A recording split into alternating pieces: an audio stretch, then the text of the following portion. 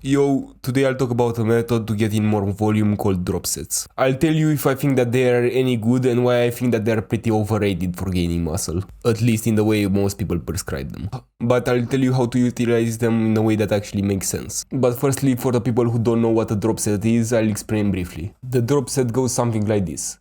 You'll do a normal set, and then after you reach failure, you'll drop the weight and you'll go to failure again without any rest in between. So for example, on something like a tricep pushdown, let's say you do 10 reps with 100 pounds. After you do your 10 reps, you'll drop the weight to 80 pounds and you'll do your reps again. And after you reach failure, you can drop the weight again. Let's say you now go to 60 pounds. That's what the drop set is. What people get right most of the time is that you shouldn't do this on compound movements. That's actually good advice. Most people don't do them on compounds because it's more dangerous.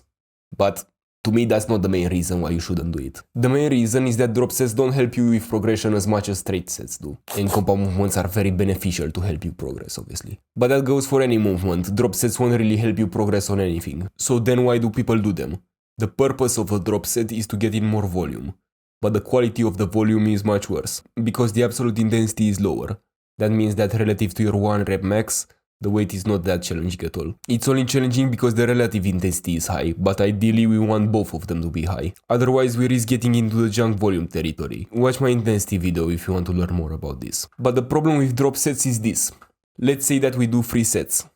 Let's take the example of the tricep pushdowns from before. And let's say that our rep range for the tricep extension is 8 to 12. We will do our first set, we get 10 reps. And then we drop the weight and we go again. And then we rest. And you know, that felt like a good set. But then set 2 comes around. And now you only get 7 reps on the first set of your drop sets. So now you're already out of the rep range, which is not a good thing. And yeah, you'll do those 7 reps and drop the weight again. And you'll do some more reps. But then what happens when you rest again? And it's your third set. Now you can only get like 6. But your rep range was supposed to be 8 to 12, not 6 to 10. So you messed up. So you see that what made drop sets so good, the fact that you could get in more volume, and high intensity volume for that matter, is what messed up your rep range. Because the drop sets fatigued you too much to perform on your next sets, which were supposed to be the most important ones. And if you get out of the rep range like that, like if it doesn't even matter, you're just gonna be spinning your wheels and you'll plateau pretty fast. So instead of doing this, instead of fatiguing yourself for no reason, do this instead. Use drop sets as a finisher, on the last set, on the last exercise on that muscle group. So if we're taking the same tricep example from before, let's say that our pushdowns were the last tricep exercise for the day. And let's say that you program 3 sets for them. You're gonna do your 2 sets normally, normal straight sets.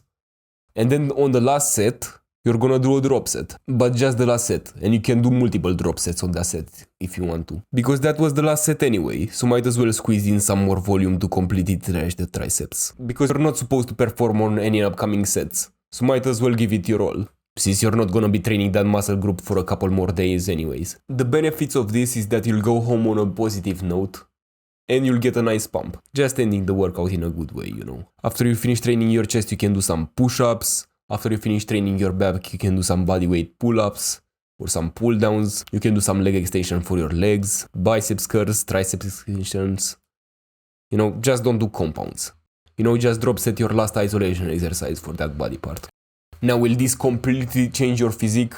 Nah, it's just a cool little finishing touch to add to your routine. Anyone who says that drop sets made their physique is just lying. Drop sets just add a little sculpting, if you wanna call it that. But the bulk of your routine obviously should be just straight sets, because those will help you progress. You know, don't overuse drop sets. But if you can crank out some more reps with a lighter weight on the last set of your workout, why not do it? It doesn't cost you anything, it won't hinder your recovery, and it will help you a little bit. But if you want to hear about another intensity technique, similar to drop sets, but even more fun, and with higher potential for progress, then check out my video on cluster sets.